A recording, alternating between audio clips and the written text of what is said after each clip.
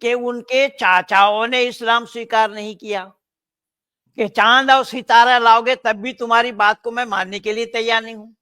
ایک بار تو ایک ایسا ہوا کہ ایک چاچا ان کے بیمار چل رہے تھے تو یہ کلمہ پڑھانے کے لیے جا رہے تھے وہاں. اللہ نے خود منع کیا ان کو کہ مت جاؤ, وہ کلمہ نہیں پڑھیں گے کیونکہ میں ان کے قلب میں مہر لگا دیا, ان کے دل میں میں نے مہر لگا دیا, قرآن بتا رہا ہے. تو اسلام سویکار نہیں کیا.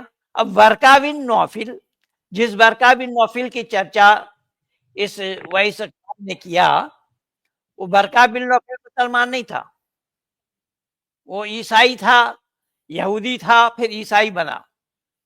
تو اس کو کیسا پتا لگا کہ محمد کے اوپر جبریل آیا, اور جبریل موسیٰ کے پاس بھی آیا تھا, یہ بھوشیوانی کر رہے ہیں, تو کن کی بات سچ مانی جائے؟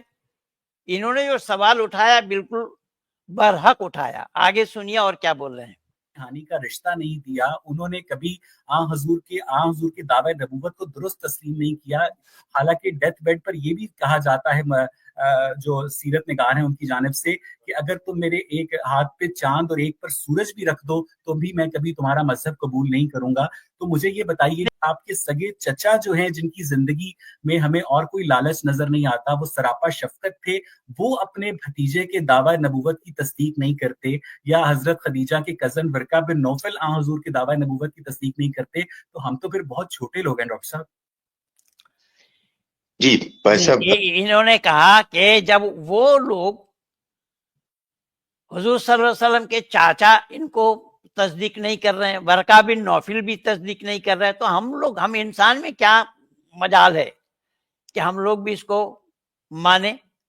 تو اب ان کا جواب کیا دے رہے ہیں ڈاکٹر صاحب, سنیے.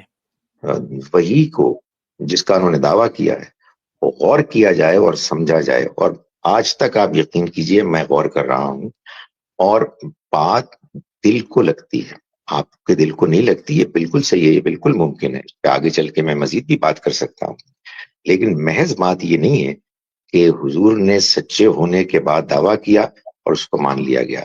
وہ جو بات آپ نے کی وہ بات بڑی کنونسنگ تھی. باقی رہی تاریخ کو اتنے کانفیڈنٹلی نہ بیان کیے کریں. ابو طالب ایمان نہیں لائے, اس کی کیا وجہ ہے, اس کی کئی وجوہات ہو سکتی ہیں, لیکن اصل چیز وہ میسج ہے.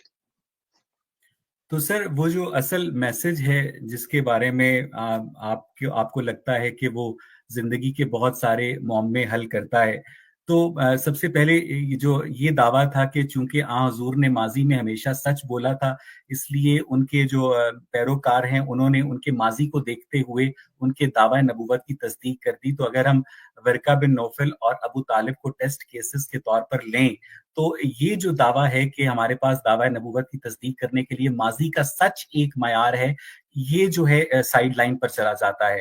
اب آپ کے نزدیک اگر قرآن مجید جو ہے وہ اس کائنات کے خالق کی ایک فائنل ورڈ آف گاڈ ہے جو کہ جبریل امین کے ذریعے حضور تک اترا, حالانکہ ہمارے پاس ایویڈنس موجود ہے کہ کاتبین وحی جو ہیں انہوں نے, جو ایک کاتب وحی تھے عبداللہ بن ابی سرا, انہوں نے جب حضور کو ٹیسٹ کرنے کے لیے وحی کے الفاظ میں الٹ پھیر کیا تو اس کے بعد ان کے قتل کا فتویٰ بھی, ان کے قتل کا حکم بھی دیا گیا, اور بعد میں حضرت عثمان کے دور میں ان کو بخش بھی دیا گیا. ٹھیک ہے, تو میں ڈاکٹر صاحب یہ سمجھنا چاہتا ہوں کہ قرآن مجید فرقان حمید جو ہے جس کو آپ اس کائنات کے خالق کا فائنل ورڈ اور فائنل ہدایت قرار دیتے ہیں, اس میں ایسی کیا بات ہے جو ایک عام انسان نہ لکھ سکتا ہو, پہلی بات.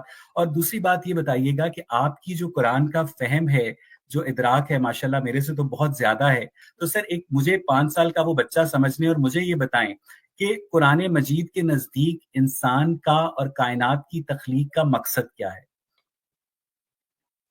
انہوں نے بڑا اہم سوال اٹھایا ہے, اس کو دیکھیے کیا جواب دے رہے ہیں ڈاکٹر اقبال صاحب. ایک بات تو ویسا بھی سمجھ لیں کہ ظاہر ہے کہ آپ اس بات کو جانتے ہی ہیں کہ جب آپ کسی سے گفتگو کرتے ہیں تو آپ اس کی جو انڈرسٹینڈنگ ہے اس کو سامنے رکھ کے کرتے ہیں. یہ جو تاریخ کے حوالے ہیں میں ان میں اتنا انٹرسٹڈ نہیں ہوں, اس لیے کہ میرے نزدیک تاریخ بہت زیادہ ریلائبل سورس آف انفارمیشن نہیں ہے. اس میں صحیح باتیں بھی ہوتی ہیں, اس میں گپ شپ بھی ہوتی ہے, اس میں ملاوٹ بھی ہوتی ہے, اس میں ایگزیجریشن بھی ہوتی ہے. ہم جس دین کو مانتے ہیں, چونکہ یہ اللہ کا آخری دین ہے, اس لیے اس کو اللہ کا آخری دین ہے, اس کا مطلب اس سے پہلے بھی دین تھی اللہ کی. تو ان دینوں میں کیا کمی آئی جو اللہ کو آخر میں دینا پڑا؟ تو اللہ کا گیان پورن کیسے ہوگا؟